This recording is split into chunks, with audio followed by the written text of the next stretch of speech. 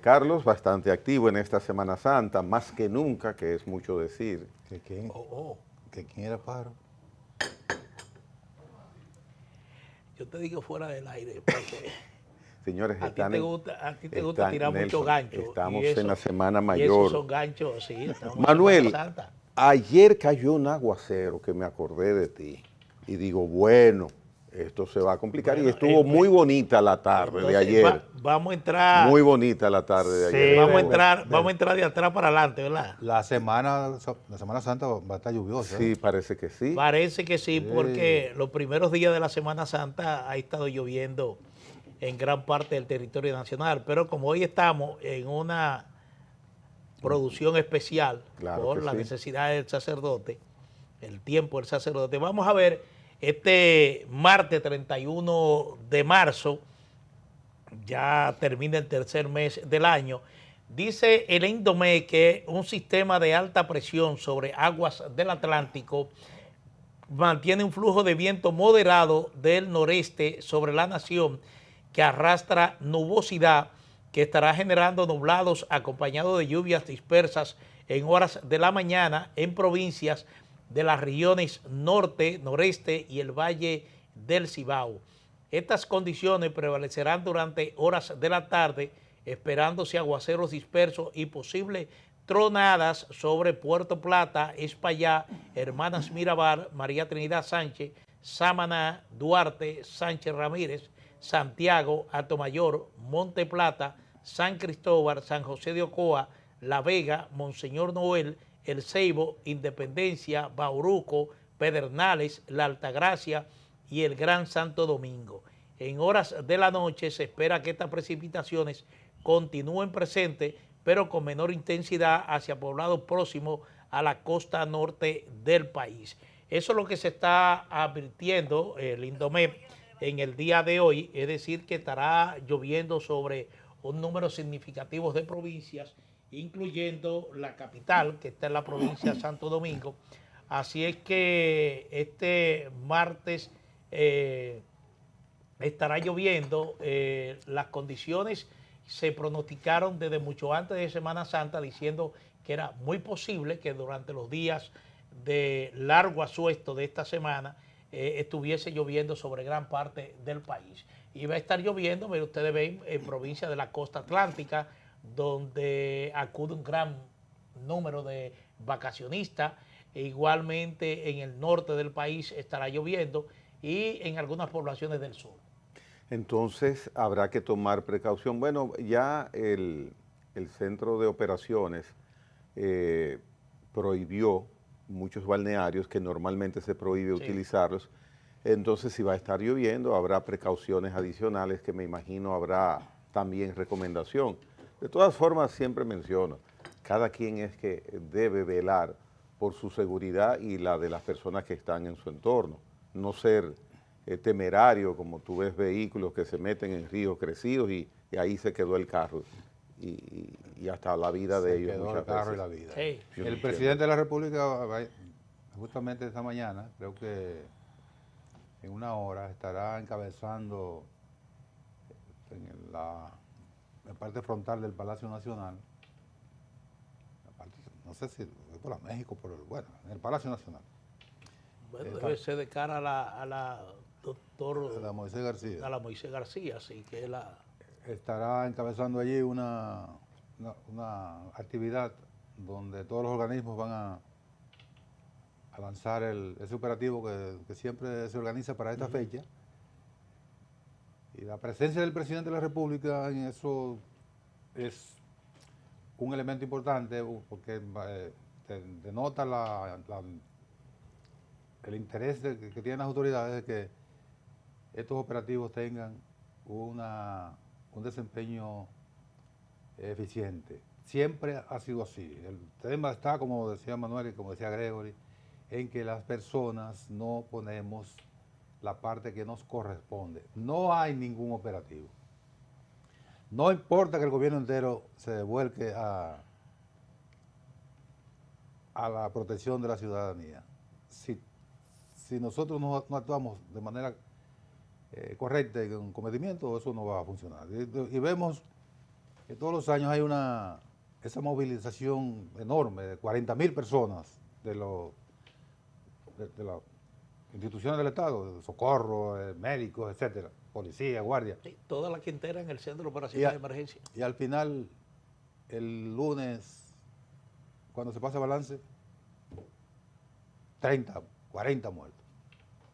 Pero no fue que falló no fue que el operativo falló, fallamos nosotros.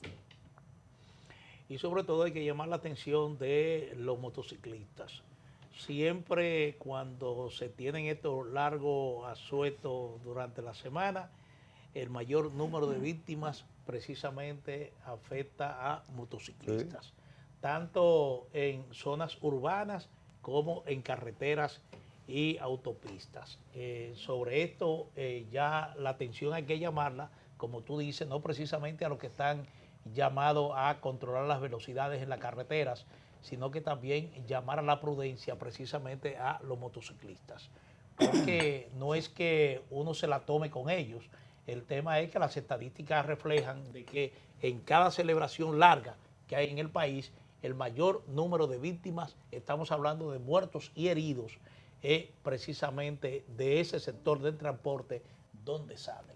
Estamos hablando que oscila, es algo alarmante, ¿eh? Sí.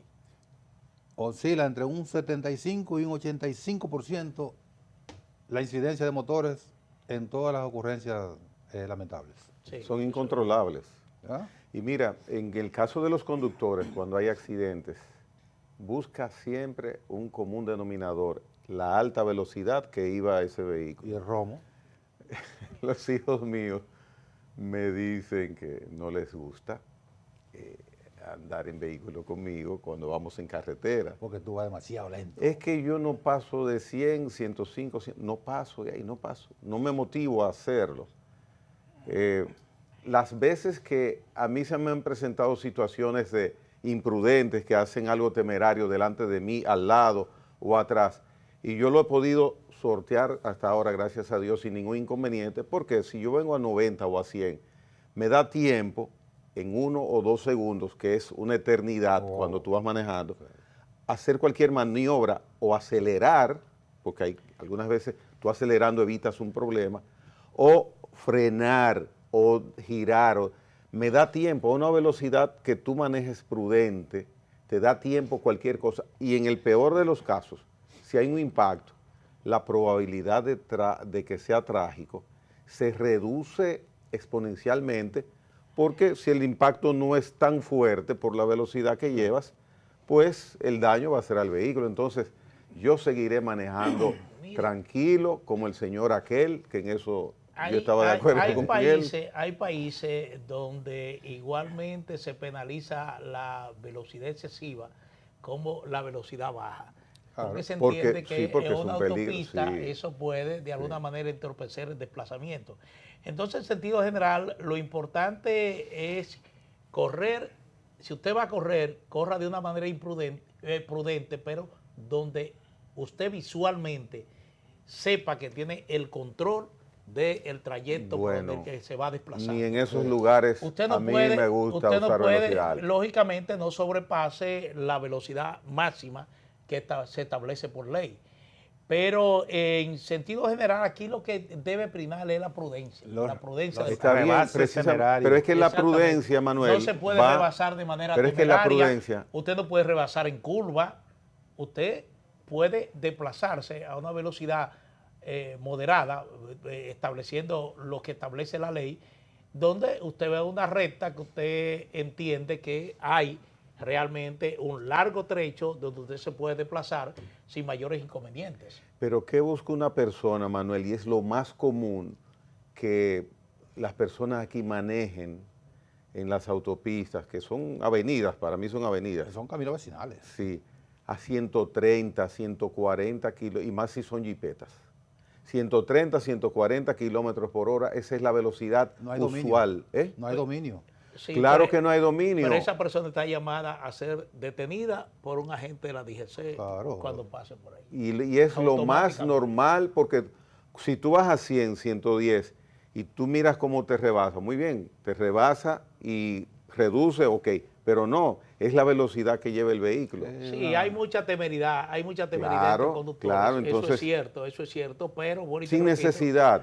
lo que el agente que tiene la responsabilidad de vigilar el desplazamiento y la velocidad precisamente a que se desplazan los conductores, la DGC, inmediatamente usted violenta lo que es el límite de velocidad que está establecido en la República Dominicana, sencillamente usted se pone a una contravención. Sí, pero la solución, como decía Nelson, no es el operativo, no es la sanción. Estoy exagerando por la situación Sí, que vivimos. Eres tú, eso soy que yo. estoy señalando ¿Tú también, entiendes? que Sí. el tema es la moderación, la prudencia que observe el conductor. Eso Y es hay de esas jipetas tan bonitas que hay, que son decenas de miles aquí. Ellas están molestas si hay vehículos cerca de ellas. Yo no sé por qué.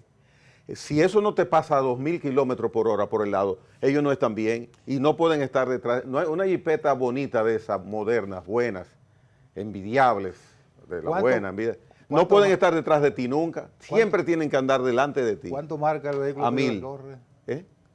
¿Cuánto marca tu vehículo que la velocidad que corre? Yo no paso, bueno, debe marcar 200, debe marcar. El mío marca 300. Ah, ya tú ves. Y entonces yo, porque eso marca 300, yo voy a ser un loco que le voy a poner a 200 kilómetros por hora en carretera, que aquí son caminos vecinales. Bueno. Y total que te encuentras ese vehículo que te rebasó a los 5 o 10 minutos por ahí, porque hay un taponcito y se juntan ahí. O sea que, Claro. además, ¿quién le dijo al que va a 1000 por hora que tiene que llegar 10 o 15 minutos antes aquí a la capital o a Puerto Plata, donde vaya? ¿Quién le dijo él que hay que llegar 10 minutos? Pero para ese no lo estás esperando. Pero No para entiendo. para ese tipo de conductores están precisamente los operativos que se están montando. Ah, bueno. Si usted se excede en la velocidad, usted Sí. es pasible de tener una multa. Es decir, eso es automático. Hay que cuidarse, hay que cuidarse. Señores, voy a ser bastante breve con el resumen de la Del guerra en Medio Medio Oriente. Oriente por razones de tiempo. Pero la verdad es que el conflicto está teniendo implicaciones que van más allá de esa región del mundo. Ayer España anunció que prohibía a Estados Unidos utilizar su espacio aéreo para aviones que participen en el conflicto.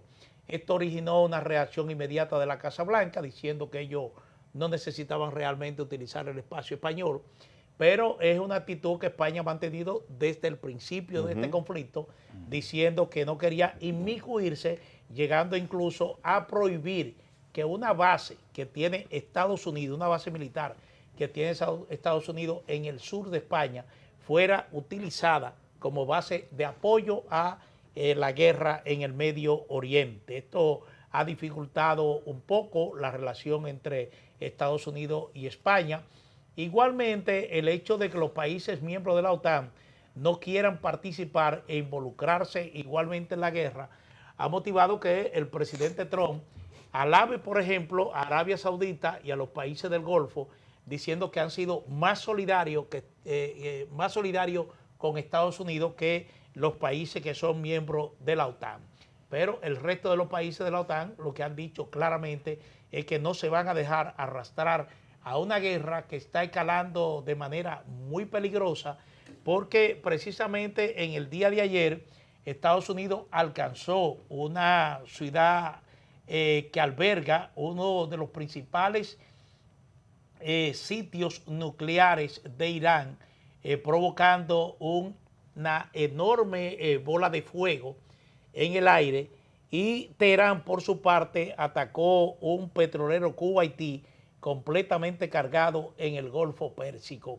Parece que esta acción de Irán fue una respuesta a lo que había dicho el presidente Trump, de que ellos, por buena voluntad, habían aceptado que cruzaran alrededor de 20 buques petroleros diarios por el estrecho de Hormuz, y el ataque a este barco petrolero precisamente frente a la ciudad de Dubái fue, al parecer, la respuesta que Irán da a este anuncio del presidente Trump.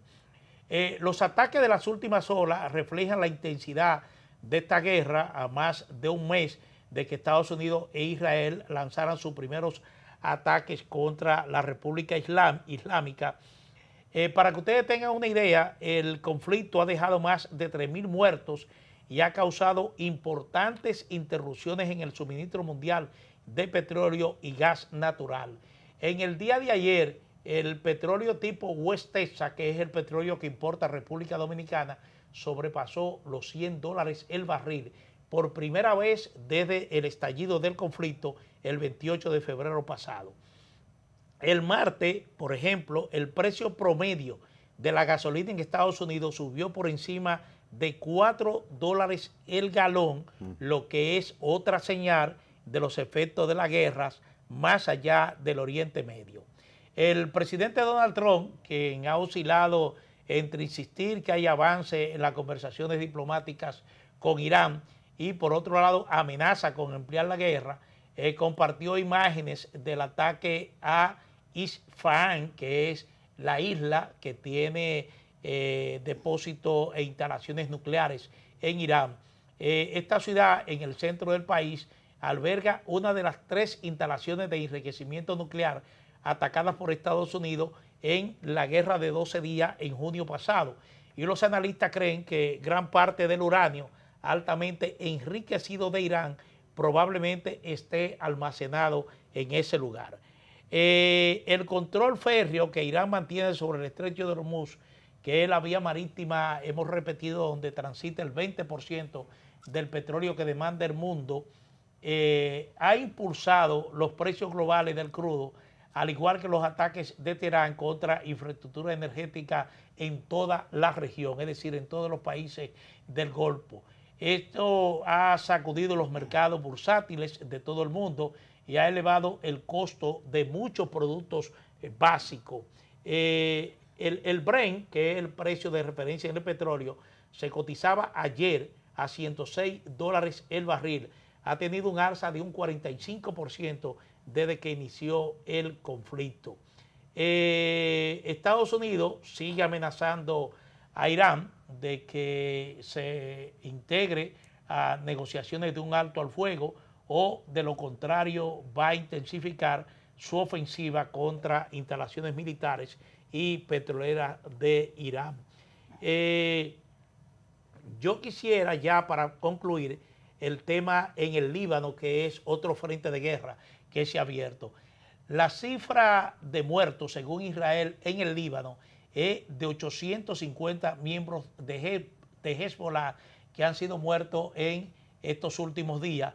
Y hay en la zona, miembros de Hezbollah, quiere decir que son miembros militares, activistas de Hezbollah, pero dice que en la zona del Líbano, en el sur del Líbano, han muerto 1.250 personas.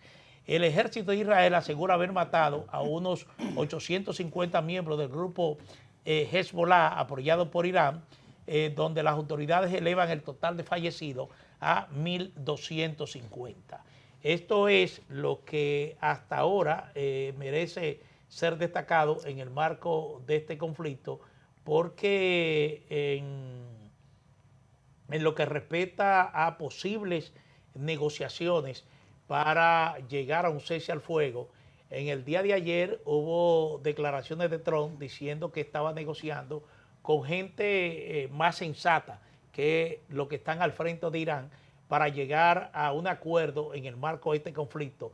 No adelantó detalles con quién está negociando, con quién está... Con nadie, porque está llevando diciendo, eso dijo el gobierno iraní, que no habían conversaciones en curso, pero lo que está latente es precisamente esto, de que es un conflicto que se extiende, no hay posibilidades concretas de que haya negociaciones en curso para un cese al fuego, y todo indica que esto se va a prolongar más allá de lo que se tenía previsto inicialmente, que era de 5 a 6 semanas. Bueno, hay una serie de informaciones cruzadas que no tienen forma de verificarse porque son informaciones que surgen de lado y lado.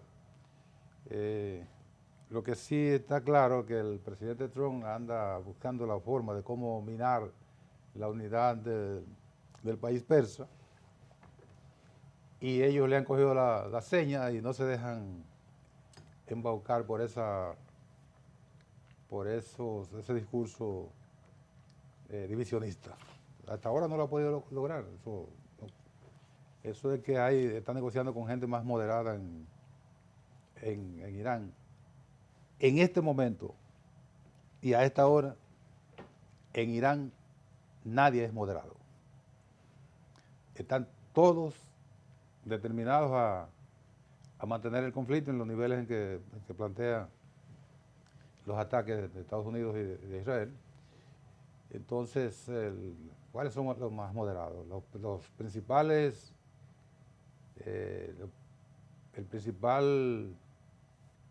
las cabezas de Irán ahora mismo, el más moderado es el presidente. Pero el presidente no determina. El presidente Pezeshkian, que es un médico, que no es un activista así tan fundamentalista, pero es un médico con mucho prestigio, que en unas elecciones que estaba él y varios aspirantes más, los cuales los dos que le seguían eran de líneas mucho más duras. El ayatollah Khamenei, que fue asesinado por Estados Unidos e Israel, entendía que en este momento, le convenía a Irán tener a un presidente de mucho más, menos beligerante. Menos beligerancia. Como había tenido al presidente que falleció en el accidente cuando venía de Azerbaiyán, que era una línea dura, de un ayatollah también, que entendía que había que mandar un mensaje de moderación. Entonces, el ayatollah Khamenei, que era el centro de la moderación, fue asesinado por Israel y Estados Unidos.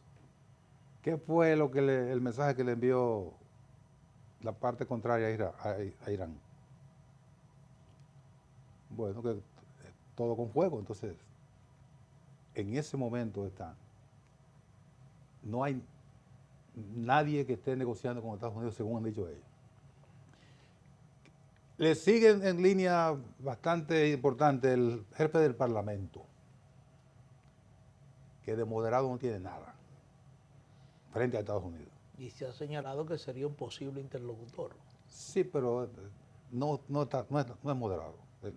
Los discursos que está pronunciando el jefe del Parlamento son más duros frente al caso concreto del estrecho de Hormuz, de la misma dureza que los generales. No hay apertura del estrecho de Hormuz. Entonces no hay la idea de los interlocutores muy buena, pero tampoco va para ningún lado. Es verdad que un conflicto, mientras se negocia, el campo de batalla sigue activo. Usted no puede paralizar la guerra, el enfrentamiento, para sentarse a negociar. No. Concomitantemente.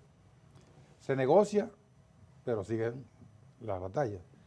Lo único que ahora no está en juego, no está en curso una negociación concreta, a pesar de los esfuerzos de varios países.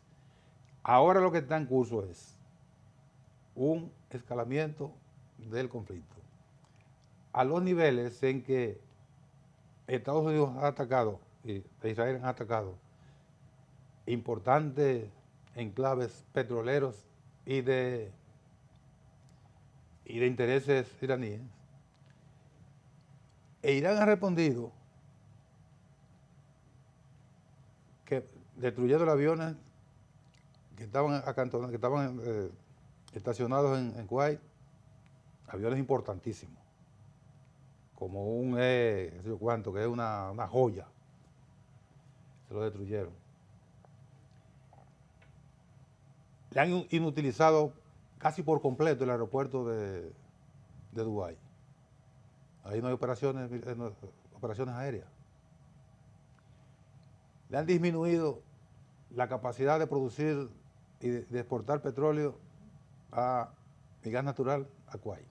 Bueno, hay operaciones en el aeropuerto de Dubái, porque recuerda que es uno de los aeropuertos más transitados del mundo. Sí, pero muy disminuida. Ha Y disminuido, la gente con miedo.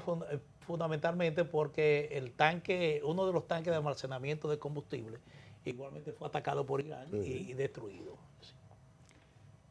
Entonces, ¿qué es lo que está en juego? Bueno, un escalamiento con la incursión, incluso ahora ya de los hutíes, que atacan por la otra salida marítima, por el Mar Rojo, que entonces sí, ahí sí es verdad que el mundo se va a descalabrar de tal manera que su recuperación va a costar mucho tiempo. Porque si no hay paso por el estrecho de Hormuz y tampoco hay paso por el Mar Rojo, ¿por dónde va a cruzar el petróleo que consume esta parte del mundo? Por ninguna parte, porque estaría bloqueado. Entonces, Bueno, no solo el petróleo, por el Mar Rojo cruza. no, hay mercancías de todo tipo. O sea, el momento actual no es de que mande un mensaje de que el conflicto vaya a terminar ni en esta semana, ni en la próxima semana, ni en los meses que vienen. Entonces, dicen los analistas que puede ser verdad o puede ser objeto de discusión, que en la medida en que escala y se prolonga el conflicto, el más beneficiado es Irán. Yo ahí tengo un poquito de duda porque si a ti te están castigando durante más de un mes, tú no quisieras que ese castigo se prolongara por tanto tiempo, pero ellos dicen que la preparación bélica de Irán y económica, porque mientras otros no pueden pasar por el estrecho de Hormuz, los barcos de Irán sí pueden pasar, obviamente, y de sus aliados. En la medida en que se va haciendo más cruenta y más prolongada la confrontación, en esa medida, económicamente le va mejor a Irán, aunque le destruyan infraestructura. Una relación medio rara, ¿verdad? Pero a partir de los datos y las informaciones que proveen esos analistas, uno tiende a darle algún tipo de credibilidad. Y el 6 de abril acercándose. Por consiguiente, el 6 de abril, ¿tú sabes lo que va a pasar? No va a llegar el 6 de abril. El apocalipsis, el 6 de abril. El día 4 de abril, Trump lanza otro plazo. Pero yo no entiendo mucho lo del plazo, porque Estados Unidos sigue atacando a Irán. Es decir, no entiendo mucho lo del plazo. No, el día de ayer, Estados Unidos e Israel de manera combinada bombardearon a Isfahán. No, para que abran el estrecho. Isfahán. El plazo es para que abran el estrecho. Sí, pero si tú no me abres el estrecho, yo voy a intensificar los ataques contra tus instalaciones militares y de energía. Y entonces resulta que esos ataques han continuado. Entonces no entiendo mucho el plazo, porque al fin y al cabo, ¿qué hará Estados Unidos cuando concluya el plazo? Nada. Bueno, va a bombardear lo que es porque Irán también tiene plantas desalinizadoras. Es decir, y Estados Unidos ha amenazado con bombardear esas plantas. Igualmente las plantas eléctricas. Entonces ya solamente sería escalar los objetivos militares a estos objetivos civiles. Ahí era que habría el cambio una vez concluya el plazo. Pero evidentemente que el conflicto tiende a alargarse, sobre todo porque hubo mucho apogeo por parte del canciller de Pakistán, auxiliado aquí por los cancilleres de Egipto y de Turquía, para que de alguna manera tanto Irán como Estados Unidos se sienten en la mesa de negociaciones. Pero en el día de ayer extrañó mucho que ni el canciller de Pakistán, ni tampoco sus auxiliares, yo digo sus auxiliares porque lo han estado acompañando en esta tarea, se refirieran precisamente de que ha habido algún tipo de avance en estas gestiones que ellos han emprendido. Todo parece que se ha congelado, no hay una respuesta efectiva ni por parte de Estados Unidos ni por parte de Irán, que insiste en negar que esté negociando. Y entonces la situación se pinta como que no hay absolutamente ningún tipo de interés por buscar una salida diplomática a este conflicto y, como hemos insistido aquí, lo que se está proyectando ya en el futuro inmediato es de que esta guerra tendrá una solución en el campo militar, lo que implica mayores agravamientos para el mundo, no solamente para esa zona en conflicto. Mire, en el caso de República Dominicana, precisamente este martes, el presidente de la República está convocando al sector empresarial al Palacio Nacional. Es para hablar precisamente de las medidas que se entienden que deben tomarse en el país. Oye, Emanuel, sí. Ahí para abonar un poquito, según el Washington Post, el presidente Donald Trump reveló a sus aliados que está dispuesto a dar por concluida la misión o la agresión contra Irán, incluso si el estrecho de Hormuz permanece Cerrado. Parcialmente cerrado, informa el Times, el Post. Según la fuente, en los últimos días el mandatario estadounidense y sus asesores concluyeron que una misión para abrirse paso por el estrecho de Hormuz extendería el conflicto por lo menos de 4 a 6 semanas adicionales. O sea que están por no enfrentar esa misión que sería bastante arriesgada para las tropas, porque estaría expuesta a ser cazada con alguna facilidad por los iraníes, porque irían a una trampa, casi a una ratonera. Meterse en una isla es como caer en una ratonera. Sí, y es lo que hemos insistido, Estados Unidos tiene que ver más allá de una solución militar por las implicaciones que está teniendo la guerra en términos de impactos en los mercados. Y eso sí efectivamente afecta a los Estados Unidos. Ya estamos hablando de que el precio por galón de gasolina se vendía hoy en los Estados Unidos por encima de $4 el galón. Sí. Y eso sí afecta al norteamericano común, que es muy sensible con el tema económico. Es muy sensible con el tema económico, como pasa en cualquier parte del mundo. Y entonces esto, el aumento del precio de la gasolina, que tiene su efecto muy directo sobre los aumentos de bienes y servicios en los Estados Unidos, sí sigue afectando la popularidad del gobierno de Trump, que decíamos aquí la semana pasada, basado en encuesta hecha por medios incluso muy cercanos a la Casa Blanca, de que esa popularidad ha ido en descenso hasta el grado de llegar entre un 38 y un 36%. Y en cuanto al demócrata, hoy miraba en Fox, 47 demócratas, 41% republicanos, la preferencia para noviembre de Fox, hecha por Fox. Por Fox. Por Fox. Sí. 47 demócratas, 41% republicanos. Sí. Entonces, hablando de las implicaciones, yo le decía que hoy en la mañana, o en la tarde, a las 4 de la tarde, el presidente ha convocado al sector empresarial al Palacio Nacional, precisamente para hablar de las implicaciones que está teniendo el conflicto y las medidas que deberían tomarse internamente para, de alguna manera, blindar al país de los efectos de esta crisis global. Esa crisis, como está hoy, con apenas un mes, con 32 días, ya por ejemplo en República Dominicana supongo que los economistas no podrán, ningún economista que se respete, predecir en base a cálculos qué podrá suceder a fin de año, ni con crecimiento nuestro y mucho menos con inflación. ¿Todavía? En este momento es, pienso, difícil, para no decir imposible, hacer una evaluación de qué podría ser nuestro año económico. Todavía ni el Fondo Monetario Internacional, ni el Banco Mundial, ni la CEPAL han hecho evaluaciones. Sí, pero la OCDE ya hizo una revisión hacia la baja del crecimiento. Sí, pero tenemos que esperarla, porque la OCDE tiene unos parámetros de medición que no son los mismos que usan la CEPAL para América Latina. Pero son los países que marcan tendencia, porque son los países ricos. Pero todavía los organismos internacionales no han, porque es un club. Ya tú lo dijiste. Un club de los países ricos, sí. Todavía los organismos internacionales, que son a lo que se le da seguimiento justamente para ver cuáles son las proyecciones, todavía no han hecho ninguna revisión concreta, porque están esperando el curso el curso bélico y su finalización para entonces comenzar a evaluar.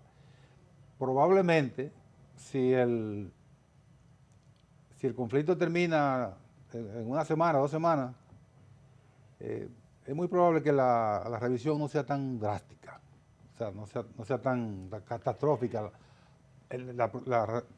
La proyección del fin de año que tenían los organismos, por ejemplo, para la República Dominicana, entre un 4.5 de crecimiento, todavía no tenemos sobre la mesa ningunos elementos concretos para evaluar qué tipo de revisión va a hacer. Claro. Eso que tú estás señalando es verdad, pero hay otra situación que se está observando. El daño a instalaciones petroleras, pozos y refinería de petróleo y de gas en la zona. Lo que se está planteando es de que la guerra puede concluir mañana, pero la reconstrucción de esa infraestructura que ha sido dañada por el efecto de la guerra va a tomar meses. Se habla de meses, pero también se está hablando de hasta 5 años, lo que indica que el flujo de petróleo que va a seguir llegando al mercado no será igual que antes del conflicto. Y eso tiene un efecto directo en el precio de los combustibles. Sí. Pero miren, antes que se vaya el tiempo, en el día de ayer el Parlamento iraní aprobó 62 votos contra 48 establecer la pena de muerte a palestinos residentes en Cisjordania acusados de atentar. El Parlamento israelí. Yo dije lo mismo. Bueno, es la moda que... Sí, se le cruzan a uno esos cables. Bueno, el Parlamento israelí aprobó esa disposición que establece pena de muerte por la ahorcado a palestinos que participen en labores de terroristas. Y ese brindis ahí. Celebrando. Eso es celebrando los parlamentarios son unos criminales israelíes que votaron a favor de establecer a Orca, están brindando con champaña el hecho de que ella se toma de esa manera. Son unos criminales. Eso es un desafuero. Sí. Porque si estamos hablando de una medida para aplicar justicia, una medida, pero... vocación criminal. Celebrar. Sí. Bueno, caballeros. ¿Tú quieres más evidencia de ahí, Gregory? Vamos a celebrar. No me gustó, ¿no? Sí. Están celebrando que se haya aprobado la horca para palestinos residentes en Cisjordania que participen en acciones que Israel entienda son terroristas y causen la muerte de israelíes. Cualquier cosa que Israel entienda que es terrorismo, son gente ahorcada. Sí, no, y que haya un error en una investigación. Claro. Imagínate. No va a haber investigación. No. Bueno. Oye, te estoy diciendo, una vocación esa no me gustó. Bueno, pero ya está establecido. Ya. Ya eso... Pero además los palestinos que residen en Cisjordania son palestinos muy moderados. No, y Cisjordania siempre ha sido así. Y Cisjordania no está en guerra con Israel. No está en guerra con Israel. Quien está en guerra con Israel es Hamas, que tenía el control de la Franja de Gaza. Entonces, pero Cisjordania, que está gobernado por la autoridad palestina, no está en guerra con Israel. Sí. Esa es la justicia por allá. Aquí la justicia ha sufrido, personal de justicia ha sufrido un estremecimiento con el caso del fiscal Aurelio. Es interesante ese caso. Si ustedes tienen el expediente acusatorio bueno, ha salido en la prensa, básicamente. Sí. Hay muchos detalles que han surgido, pero lo interesante del caso es que la persona que él supuestamente estaba presionando para que le pagara un soborno para él de alguna manera liberarlo de una acusación formal, esa persona se llama Roberto Antonio Canaán. Sí, ese es es un testigo clave en el caso Senasa. Sí. En el caso Senasa. De acuerdo a las informaciones que han surgido en las últimas horas, este testigo estaba siendo interrogado porque él tenía información, según las autoridades en el curso de las investigaciones, él tenía informaciones de que el dinero que llegaba a Senasa supuestamente se empleaba para financiar la campaña del Partido Revolucionario Moderno. Y entonces esa era la parte de la investigación que estaba dirigiendo precisamente este fiscal que ahora está encartado.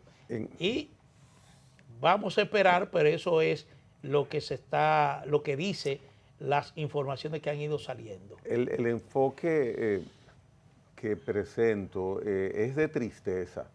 Me pongo en el lugar de la procuradora, en el lugar de Wilson Camacho, en el lugar de los compañeros de labor que comparten misión de defender la sociedad en el mejor sentido de la palabra con el fiscal arrestado. Cuando uno mira los detalles, cómo se configuró, se configuraron dos encuentros en dos plazas comerciales muy conocidas, una aquí en la 27, otra en Bellavista, una para coordinar. Una recientemente, el 13 de marzo. Sí, y la otra, y se armó todo en apenas días. El juez ganó, el juez Alfao asignó tribunal, Jenny Berenice el día 25 solicitó autorización para utilizar personal. O sea, todo se armó en poquitos días. Cuando uno lee el contenido, que es casi prácticamente público, de la pieza acusatoria que se presentó para solicitud de medida de coerción, que a propósito a las 2 de esta tarde, a las 2, se continúa el conocimiento de ese caso. Mañana yo tengo al abogado del fiscal como invitado en la noche. Ese programa lo vamos a hacer mañana. Pero en fin, lo que quiero mencionar es lo siguiente. Consterna, porque los fiscales representan a cada uno de nosotros, representan a la sociedad.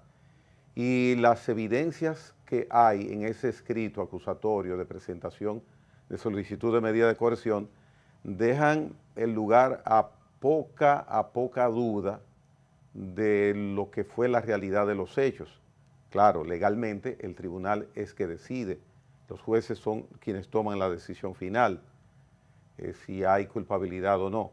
Pero sin embargo, con lo que se ha presentado, uno, o yo particularmente me pregunto, pero tienen que en la Procuraduría revisar bien. Y el señor Roberto dio la voz de alarma a los superiores del fiscal, de que el fiscal lo estaba extorsionando.